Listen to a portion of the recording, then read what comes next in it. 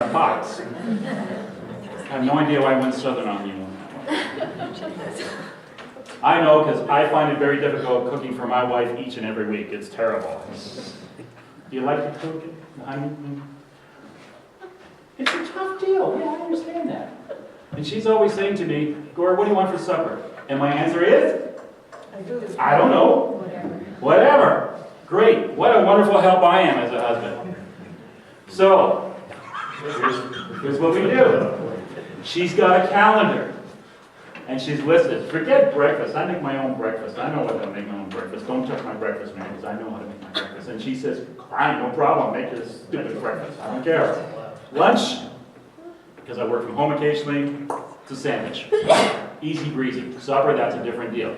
Spaghetti on Monday, for example. Tuesday, fish and chips. Thursday, meatloaf.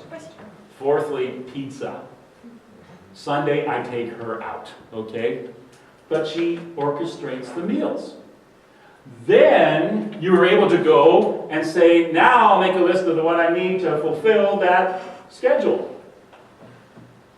And you go online or go to the flyers and say, okay, let's extrapolate and say, how much is that going to cost for all these items?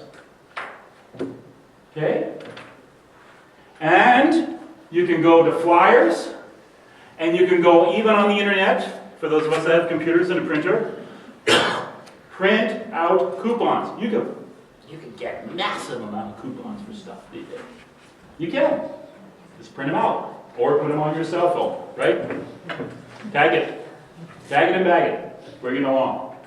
Now you're at the grocery store. You take one more item with you along with your list. You take with you a calculator. You got your grocery cart. You put in the item that you have in there, and you check it off, and you go and you run a running calculation of what you spent. Why? Because when it comes time to the checkout, you ain't going to be surprised. If you're in line with your budget, congratulations. If you're less in your budget, what you spend and what you budgeted for, if it's less, Excelsior. Now, if you're going along the corridors and you come to the point and I'm going, I've still got stuff to buy, and my list says I still need some more stuff, you're going to have to do some interesting things. Right then and there, you're going to have to pull some stuff out. You're going to have to retool it. Especially the first few times that you do this. Later on, you're going to be really good at this. It'll be just becoming part of natural stuff. But when you do it the first time, you may run into that. But estimate the expenditure. Be prepared. Don't give yourself some surprises. Also, where do you shop at for groceries? Food Basics. Walmart. Bravo. Costco. Why? What do you buy, like a pallet full of toilet paper at Costco or something like that? Or half a semi of can of chicken and mushroom soup or whatever, you know? No, it's convenient, right? And it's good food. Bulk. It's priced right. Some of those stores that you have, I mean, some Loblaws and Sobeys can be pricier compared to Food Basics or Walmart or Costco. You know, go to these places where they have prices that are not so high. Might be sacrificing a little bit on quality, but hey, you're feeding your family and yourself. So keep that in mind. Shop at places with competitive prices. How are we doing for time here? Oh man, I better motor on. Here we go. What else? Appliances. Buy what you need. I was at a store recently. We saw a fridge at Home Depot. Chrome. Open the doors both sides. You could actually open doors within the doors. And it had blue neon lighting. I thought I was looking at some sort of car. You know how they have these cars with neon lights at the bottom? Well, they had neon lights around the doors. They had a flat screen on the front of the door that you can write items that you need to buy, or you can digitally put an inventory on. And if you connected it to your smart TV, you can watch the same program your TV is on to watch that. You had on the other door a dispenser for water. $4,500. Okay? To keep your food cold. A little bit extravagant. I'm not saying it's a problem if you can be paying it with cash and it's not your ooh and ah moment. But for heaven's sakes, buy what you need. Avoid costly whistles and bells. Okay? Purchase in retail outlets. Don't buy in retail outlets that says you can buy but you don't have to pay for a year. Do not get into that. Stay away from it. Run away. Some of them do. 6 months, you don't have to pay for it.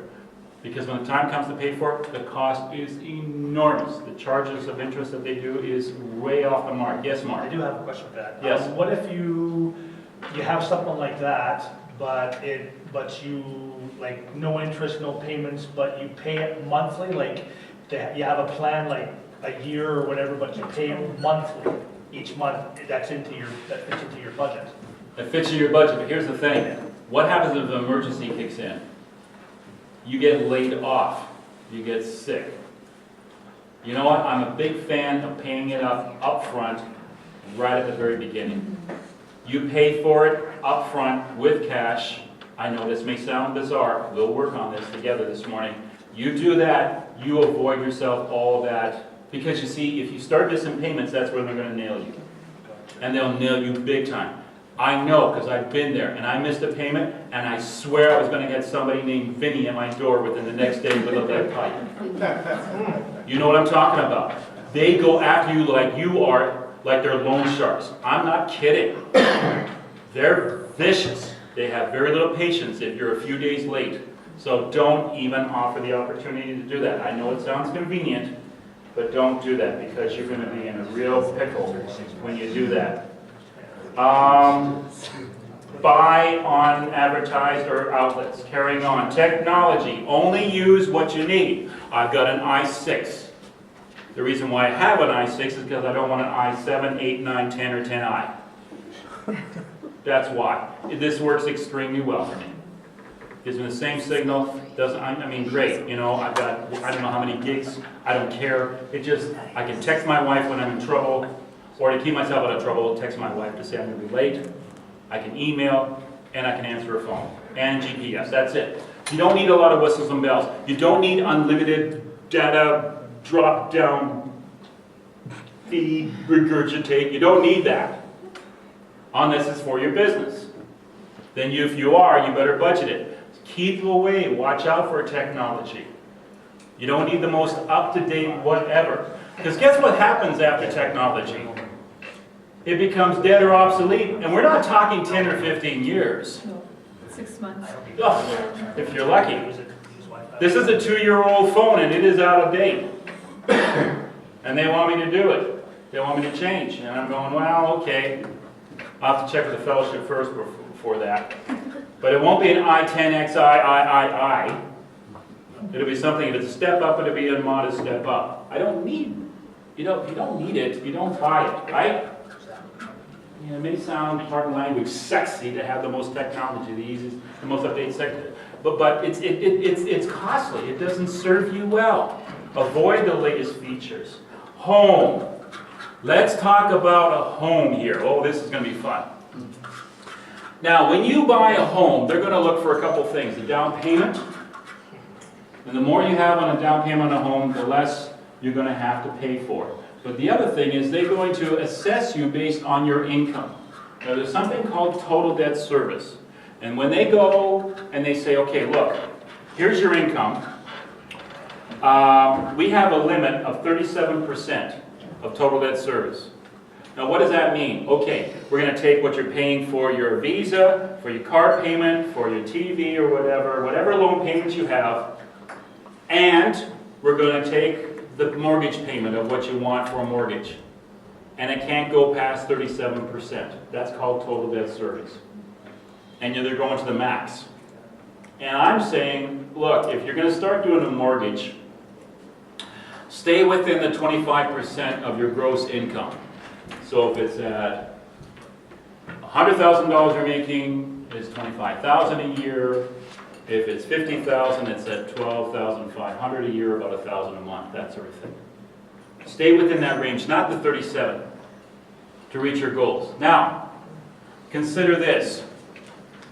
and I'll try to use in today's context. You have a $200,000 mortgage. For those of you that are listening that have a mortgage, listen to this. Maybe some of you are doing this already. You have a $200,000 mortgage, and it's around 4% in today's term. And you're going to make an amortized payment of over 25 years. You're going to pay this off in 25 years. How many payments? What's the total cost of payments you made until it was discharged? Anybody want to take a shot at it? How much did you pay in total for that $200,000 mortgage? Ooh, we got a smart group here today. $315,216.21. $315,000. Yeah, I know. You see it in the little sling here. Cheers. I thought, boy, they're smart. No, they're just reading my notes. No, we are smart. Okay, fair enough. That's cool. That's cool. Now you're paying this. I want you to listen to the words, ladies and gentlemen, in monthly installments. Now, you can actually do this. You can actually take the payment, whatever you're paying in monthly, and you can split it in half and pay it every 2 weeks. If it's $1,000, you pay $500 in the first of the month and $500 in the 14th of the month, or vice versa. Now, you do that, you're actually paying every payment 2 weeks in advance, which saves some interest. How much did that $200,000 mortgage cost, and how long did it take to pay it off at the end of its term? Anybody want to take a shot? All right. Yeah, stop reading my notes. Cheers. I'm going to take it away from you. That's what you've done. What was the amount of money for 25 years paying monthly? $315,000. What does that say? $299. How much have you saved just by doing that? $15,000 and change. How many years did it take to pay off that 25-year mortgage? 21 years, 10 months. You can do that without penalty. Absolute. Now, you can even, upon renewal of the mortgage, because you know how every term it comes up every year or every 5 years you have to go and renegotiate the interest rate. Well, that gives you time to go and renegotiate the payment plan. So, we're going to take it one step further. You are now taking that mortgage and you're adding $25 per payment. So understand, you got a semi-monthly payment and you've added $25 to that payment on top of whatever normally you would pay. So in this case, it's $525 instead of the $1,000 per month. You have saved now an extra $9,952. You've saved another $10,000 on top of that, and you have it paid off now in 2 years less. So you've gone from 21 years and change to 19 years and change, and you've saved yourself $25,000 just for doing that. Just for a little snippet of that. Even if you can't afford the extra $25, here's something that happens when, because sometimes you can have your interest rate come up for renewal, and the interest rate becomes less than what you had originally. And so automatically you have a lower payment. What you can do is say, well, you know what, I was kind of paying that anyways. I'm going from $525 to $500 because it's a lower interest rate. I'll tell you what, I'm just going to keep it at the $525. And they'll do that. And so that way it doesn't cost you any more money. Here's the other thing. When you have a mortgage and it's up for renewal, you'll get something in the mail, right? Anybody know what I'm talking about? You get the mortgage notification. Okay, your 5 years is coming up. You have to renegotiate your interest rate. Now you can go and just go and say, yep, that's what the bank's giving me, or whatever finance company is giving me, the mortgage company. Yep, no problem, I'll take it. I kind of go a little different route than that. I'm just not satisfied with them saying, well, here's the interest rate, Gord. Suck it up. I'll give them a call. I'll say, I see that you're giving me this rate of 4% for the next 5 years. Actually, I prefer 1 year renewal. I'm not satisfied with that. What's your preferred rate? You call them up. So what's your preferred rate? And every time I was doing a renewal, I always called for their preferred rate. And you're going to get two answers. Well, actually, Gord, at 4% will give you a 3.75. Just by asking.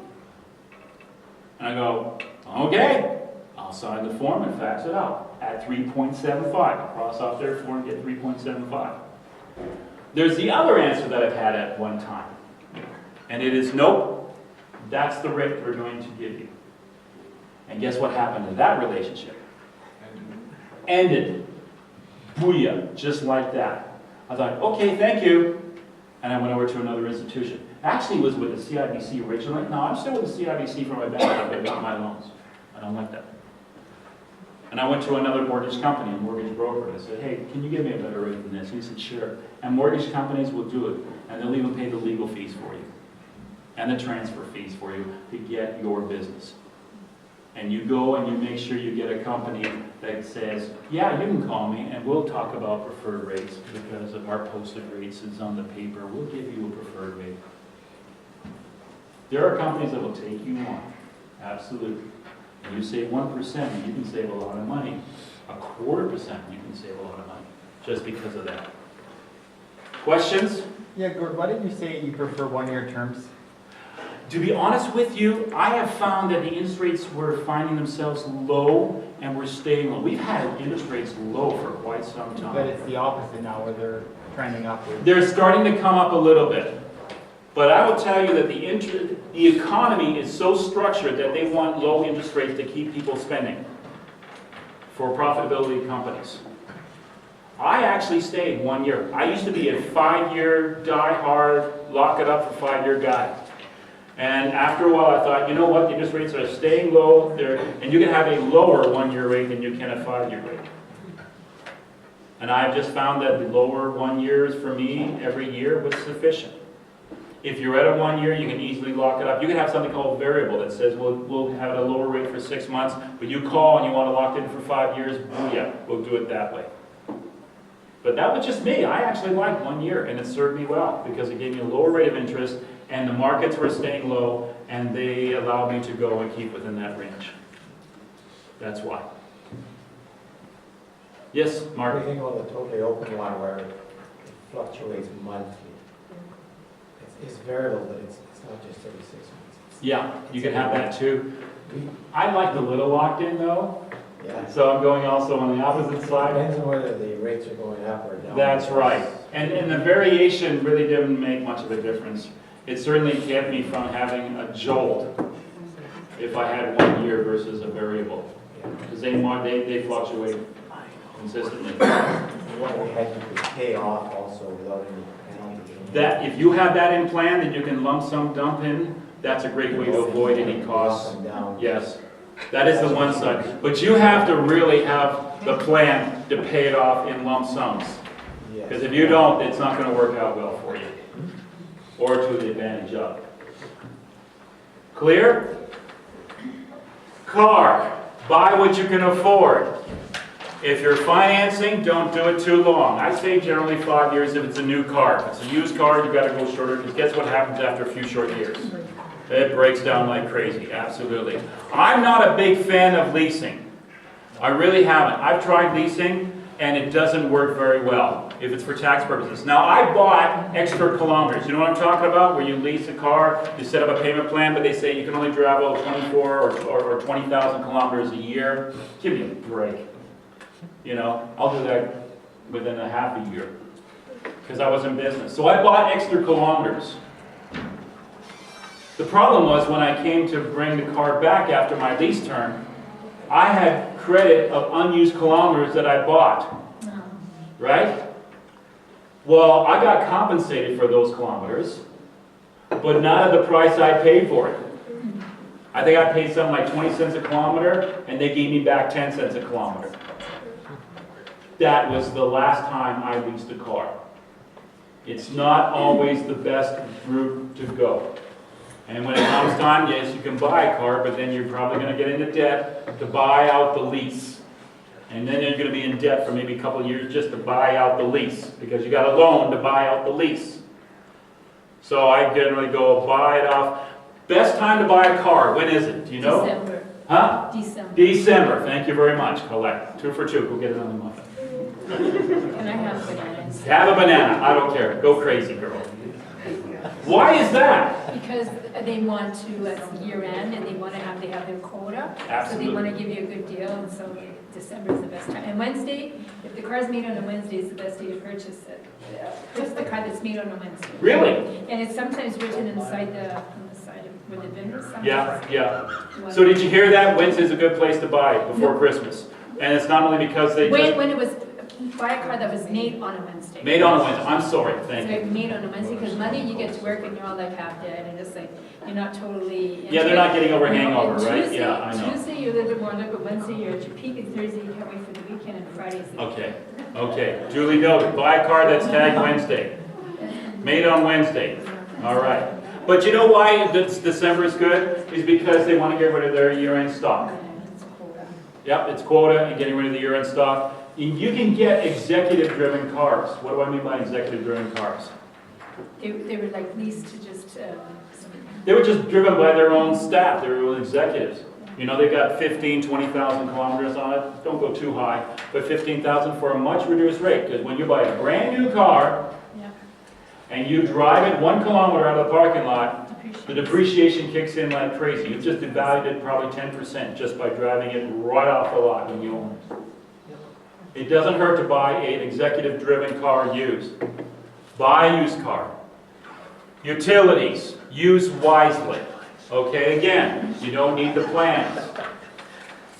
Don't use hydro at its up time. You know what I'm talking about? When's the red zone of a hydro? Do you know? It's the winter or the summer, they have their. When you use a dryer, when you use a dishwasher or a stove, or when you're using electricity, when is the most priciest time of the day to go and use electricity? Does anybody know? Between We're 11 trying to and make 5 supper. expensive. Blah, blah, blah, blah, blah, blah, blah. Give me one word of wisdom here. Who is it? Yes. When we're trying to make supper. I know, but It's a penalty on seniors and people who are at home or stay-at-home parents. yes, I would not disagree with that. But don't make supper and have the dryer going and the hair dryer going and some, you know what I'm saying? Go and use what? What? Okay, that was funny. What was funny? What was, I want to Joe joke. said go out for supper. Go out You know, there's certain times that in the day that are higher. Monitor that, you know, check it out. I mean, yeah, I understand. That's if your smart meter actually works. Well, you gotta go back to Hydro 1, or whatever Hydro you use here. Have you But the winter ever and the taken a summer- look at your bills? Yes, And been very, very careful to run your dryer and do your laundry on the weekend or holiday? I have tried. After 7 PM. but I have a daughter that comes in occasionally to use our washer and dryer, because she lives a couple of blocks away. Instead of using an apartment, she comes in, and she comes in the afternoon. And that's when I'm seeing the bar, I'm going, okay, that's Jill using our dryer and washing machine, okay. And we go, come on, sweetheart, later on. Come and visit, yes, we love you, but later on. If you... After 7 PM. But, okay, she uses Netflix. It's a chip service. Cheaper service instead of cable service. Right. That's big business right now. They are making the cable companies go nuts. And so we should- So Netflix is an option. Better yet, just don't even own a television set for crying out loud. You know, it's just, there's nothing there that's really worth your time. Any internet plan that you have, use what you needed. Be wise in your utilities, guys. Take control of the situation. If you can afford it and you're able, go for it. But if not, cut back. Boat, cottage, trips, toys, not going to happen. If you're in desperate need, you don't do it. You can go on a day trip or vacation without going to the Bahamas or some expensive resort and have just as good a time with the family as ever. No trips out of country, trips within the country, there's great places to see. This is a beautiful country up here, guys, I'm telling you. You got a great world here. It really is. Should a Christian file for bankruptcy? Should a Christian file for bankruptcy? No. Not really. It's a great way to get out of debt if you're looking at it from the world's perspective. I warned you, we're going to talk about Christian perspectives here. And as Christ said, well, it's actually in the Bible, but as Solomon said, the wicked borrow and do not repay, the righteous give generally. The righteous pay their debts. Now, if you can't make your payments, you go to the bank and say, look, here's the story. I can't make these payments. They'll help you pay it off. Yes, they'll consolidate loans. You know what I mean by consolidate, right? They'll put it all together. But here's the thing. If you have a consolidated loan, and you put all your Visa and your loans together, and you have credit cards and you put on this loan, and you get this loan, what's the first thing you're going to do? You're going to cut some cards off. You're going to cut some cards off.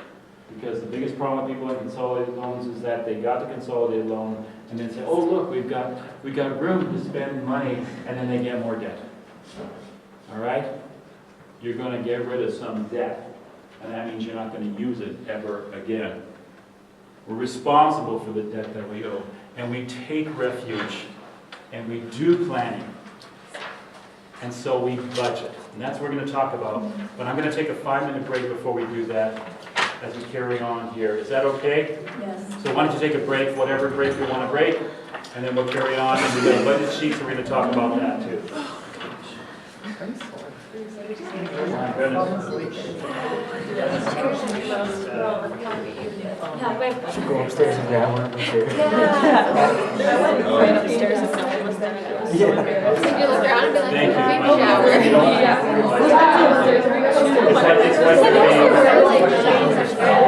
I'm like withers and put it. I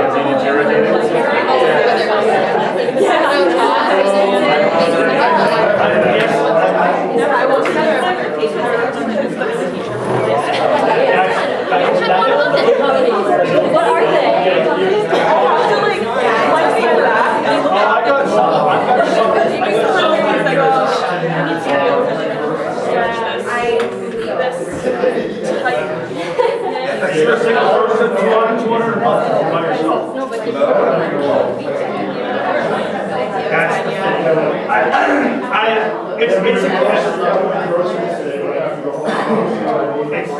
Yeah, exactly. And eat something before you go to it. Don't go hungry. First, and then get the hot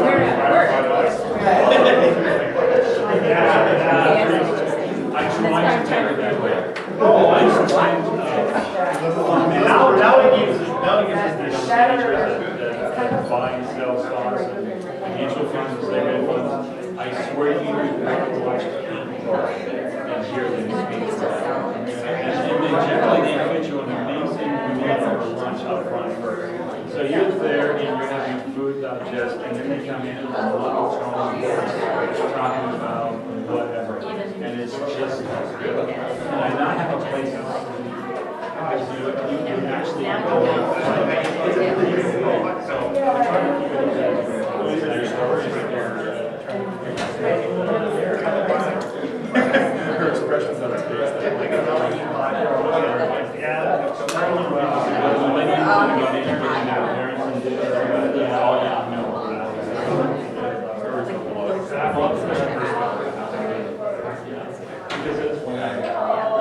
there's but then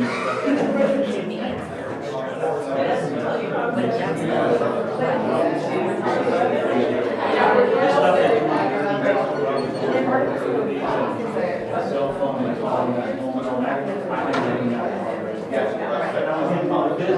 A lot of money.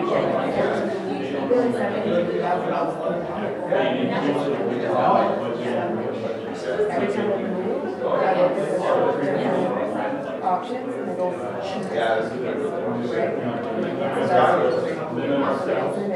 I do now. It's sort of a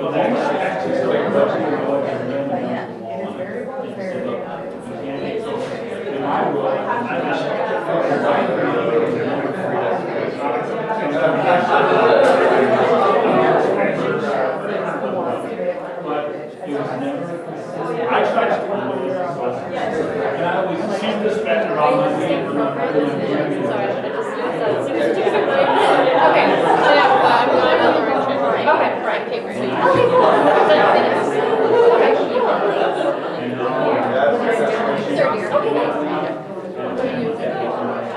ultrasound. Nice. Just like you read? Oh, yeah.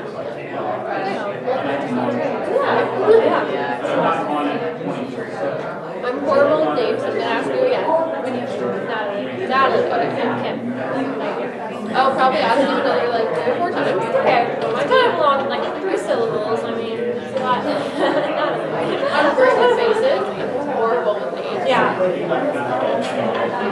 I totally get that. So I'll recognize me and I'll be like, I've asked her for name a billion times. I still don't know what it is. Have you become your teacher? Well, since I started going to college, a lot of maybe it's pretty funny. I just live on yeah. So when I was pregnant,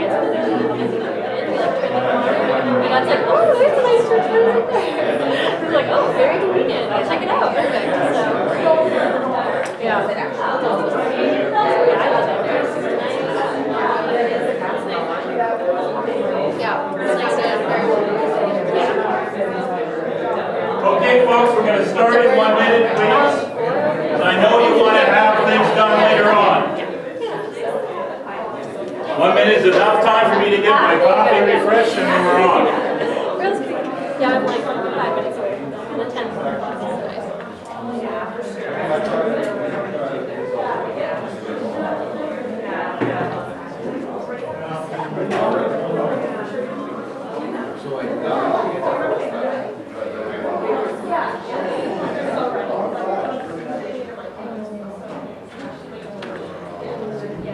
How's the house? Did you guys find a renter? No. Yeah, we had tenants, they signed the lease, like 3 or 4 days before their move-in date. Everybody else It's not gonna work out, That's sad. we didn't keep it. Market, I think. Well, that's good for you. Yeah. Mark, can you check outside? Some things are just, I can't even believe it, they're so good. Yep, sure. Thanks. They are good. Better than I thought it would be. Okay, Sorry, guys. so here's the thing about this. You cannot control your expenses unless you control your expenses. And the way you control your expenses is if you monitor your expenses, and that means doing a budget. You can't get away from it. It is the most liberating thing to help people get out of debt that you can possibly imagine. I have given you a budget sheet. It looks like this. We're going to go through it together. So this is how you start. In the upper, let me get my copy here. In the upper right corner, I'm going to make it even simpler than what this sheet does. You see the words net monthly income. That means net monthly income. The money that goes in your bank account from your paycheck is what you put down on a monthly basis here. Okay, put that figure up there. Now you can actually create a spreadsheet, and that works out extremely well. This can be your sort of your template for that. It's all spending. And it works extremely well. And I actually have one, as I said to Preston here, I have a spreadsheet for beginning of the month, mid-month and month-end, because that's when I get paid, once every 2 weeks. And so I have all these different categories of the spreadsheet, but starting off, because you're starting off, let's do a paperwork version here. Now, monthly, as I said before. So we go to item number 1, which is food. And what you do is you calculate and figure out, based on those ideas that I just shared with you, making a menu schedule, and then putting out on paper, and then that's the stuff you got to buy, and then you put in the prices, and then you calculate a kind of a budgeted amount you want to spend, and then you put it on there on a monthly basis. Dining out, if you are, put it on a monthly basis. And I mean, just put it out there. If you're going out, dining out, then put that on there on a monthly basis, yes? Already diving into like logistics, but say you have 150 for dining out each month, Yep. and you don't use that all, would you transfer that to the next month and say? A very good question, and the answer is yes. Okay. Okay? But right now, we just want to start with the process. Yeah. Okay? Because maybe you can't afford to dine out at $150 a month. Yeah. We'll get to that. Way to go for looking at the positive side of life. Yay. I'll be the bummer that messes with you on that one, okay? All right. Accommodation. You see the items there on a monthly basis. Rent, mortgage, taxes. Whatever your taxes are on an annual basis, divided by 12. Put that in there for those. For those of you who rent, you don't have to worry about that. And you see that water, heat, electricity, take whatever is average. You know, like go through past bills. Or if you're starting this, start saving monthly bills so you get an idea of what you're paying out on a regular basis.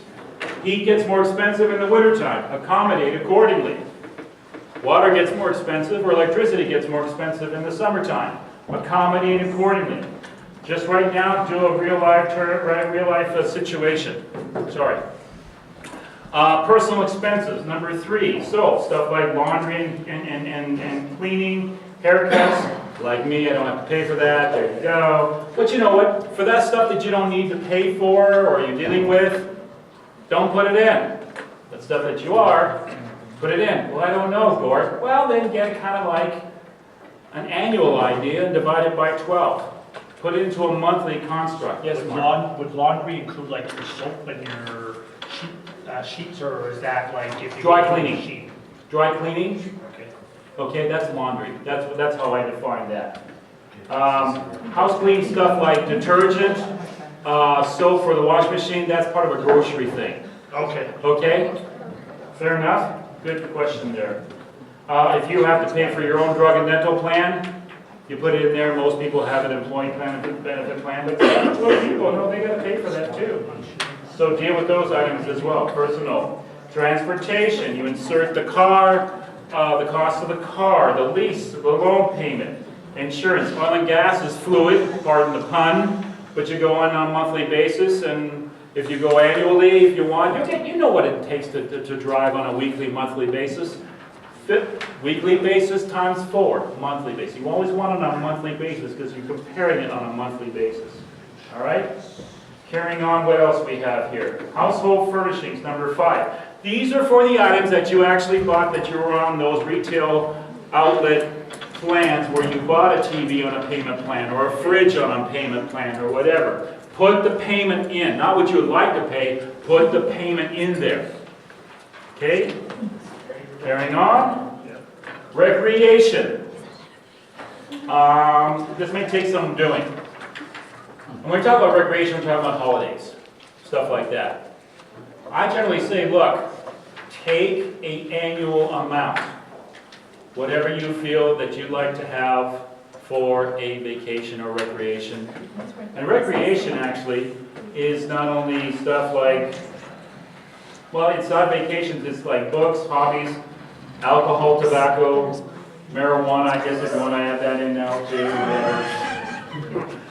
Preferably books, hobbies, and CDs, okay? But put those in, if you're not sure, make it a single amount and then divide it by 12. Sports, that means like if you're playing hockey, movies, entertainment, things of that nature. Just put what you've been putting in. Don't worry about, well, should I or not. If you're clearing it, put it in. Miscellaneous, birthdays, anniversaries, weddings, Christmas. Again, how much you want to put away for Christmas? Annual. Don't wait until November 31st or December 1st to start worrying about what I'm going to spend on Christmas, because sure enough, you know where you're going to go to pay for that. They say the bluest point of the year is January, mid-January. Yep. And it's because the bills start coming in for what people spent that they couldn't afford in Christmas. And for those that have SID, that's another reason as well, because it's the start of loss of light. But that's the other thing as well. Don't feed the beast. Debt reduction. Debt reduction. At first attempt, just put in the minimum payments you have to put in. Whatever the bill says you put in, put that in. We'll talk about what you're going to put in later on to help get rid of that. Deductible outlays. Well, you see the list there. It's CPP, OAS, or QPP, unemployment insurance, charitable donations, union dues, if there's stuff that you have to put in there, most of that stuff is actually taken out of your paycheck up front. How come pension plans is under deductible? Is that a line? Because it's not, it's deductible means that you're able to deduct it from income tax purposes. Is that true of designated contribution pension plans? That's right. So, but you see, if most employment plans have that built into the paycheck, right? Okay. This is post. This is what you're going to compare this stuff with what actually goes in your bank account after Canada Pension Plan and unemployment insurance and your pension payments or group RSP payments from your employment benefit plan, stuff like that. It's the money that goes after all that stuff in your bank account. That's what you're comparing for, keeping it simple.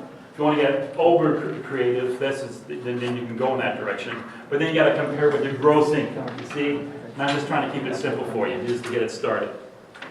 All right, you tally all that up, right? And you're going to find out a couple scenarios.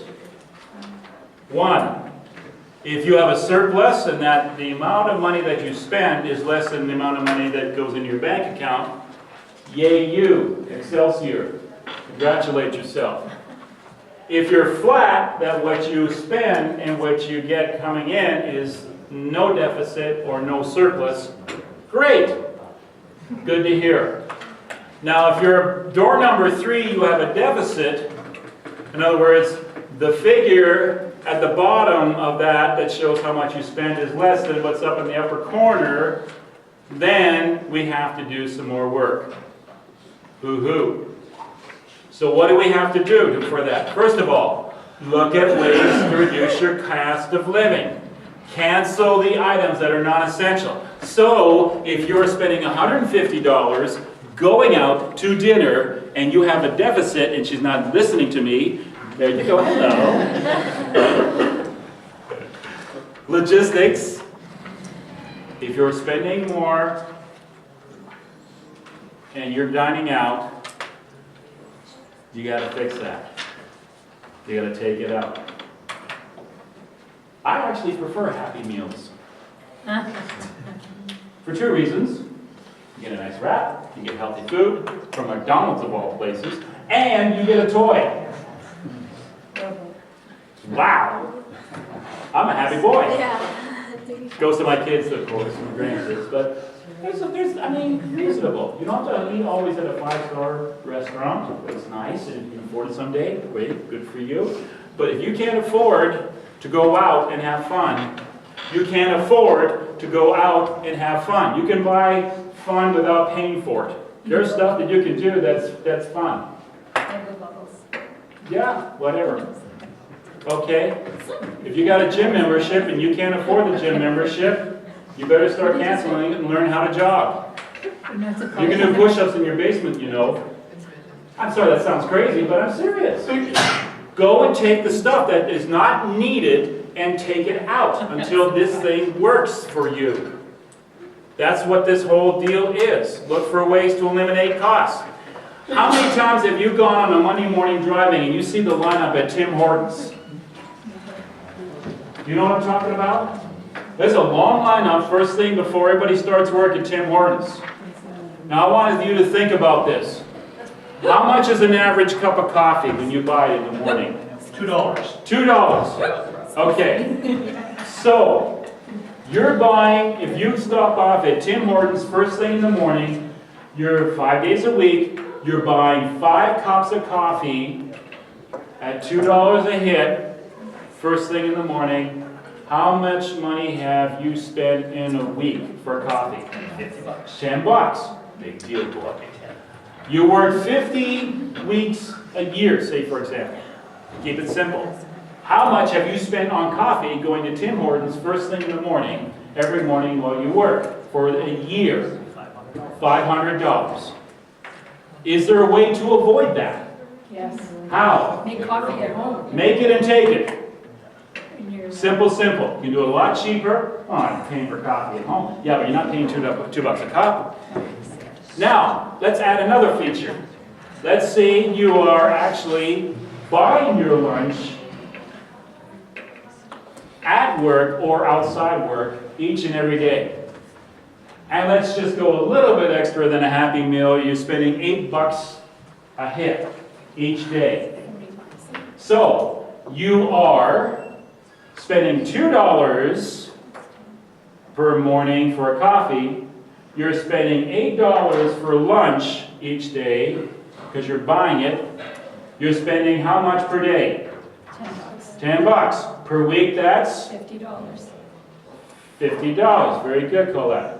I know. How many weeks in a year working 50 weeks? So 50 times 50 is 2,600. 2,500. 600. 52. 50, oh, you went 50, I said 50. I'm sorry. Well, if you listen to me and stop rushing off, and typical women, they always trying to outdo the guy. Well, there you go. You've saved 2,500 if you make it and you take it. And I will tell you, because I do eat on the road, I much prefer healthy, homemade stuff. Because when I buy food, it's got carbs, it's got salt, it's got the 4 food groups, carbs, salt, fat, and fat. It's, ugh. That's why I crave for a peanut butter and jam sandwich when I get home, because it doesn't have carbs, salt, and fat and sugar and things. A little bit. A little bit. Start canceling stuff if you don't need to, folks. God, we're going so fast here. My goodness. If there is debt, you start paying it off. Examine where your funds are. Those that are necessary, you carry out. You start doing a debt elimination. We'll talk about that in a moment. Carrying on here. Where you have a certain, so if you're flatlining and you have debt, you start working to pay off the debt. If you have a flat line where your expenses are same as what you're earning, no surplus but no deficit, you start to say, okay, can I do some things? Can I reduce some ways? Maybe like take and make, or make and take, I should say, and start applying it to debt.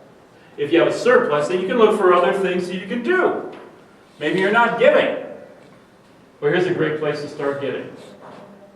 In that case there.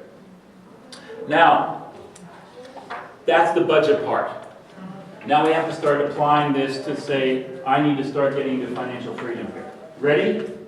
Now there's a place, there's a system called Dave Ramsey Freedom Universal. You may have heard that. I kind of like to use this stuff, but I use it a little differently. So watch out, because it ain't going to be the same thing. But it will be in some cases. Here we go. 6 easy steps for you to do. Well, it won't be easy, but it'll certainly be good for you. But it will be easy once you start it. You'll take your debt, and the first thing you're going to do is you're going to build up, as fast as you can, a $1,000 emergency fund. You're going to look at your budget, and you're going to say, you know what? I'm going to put away, in this case, $40 every 2 weeks or $80 a month. I want $1,000 in my bank account. And it's called what, ladies and gentlemen behind me? Can you see it? An emergency fund. Thank you kindly. Why do we say it's an emergency fund? For it's an emergency. So when you have an emergency, you have a transmission that drops or a thing that blows up or whatever, you're not going to debt to go and pay for it when the brakes have failed, which are always at the worst time. Now you've got the money to pay for stuff that happens at the worst time, and you're not going into debt. That's the first start. We're doing baby steps here. Build up $1,000 so you're not using debt to pay for stuff that's an emergency. And you're going to go, hey, that's really good. You're not using $1,000 to go out to a 5-star restaurant and blowing it, okay? It's an emergency fund. You're just starting. Just want to give you a warning. Number 2, you start paying off consumer debt as fast as you can. Now here's the thing. You're going to look at your budget and you're going to go and say, I need to set a portion to start paying. I'm not just paying the minimum payments, I'm paying extra. So let's do a little calculating here.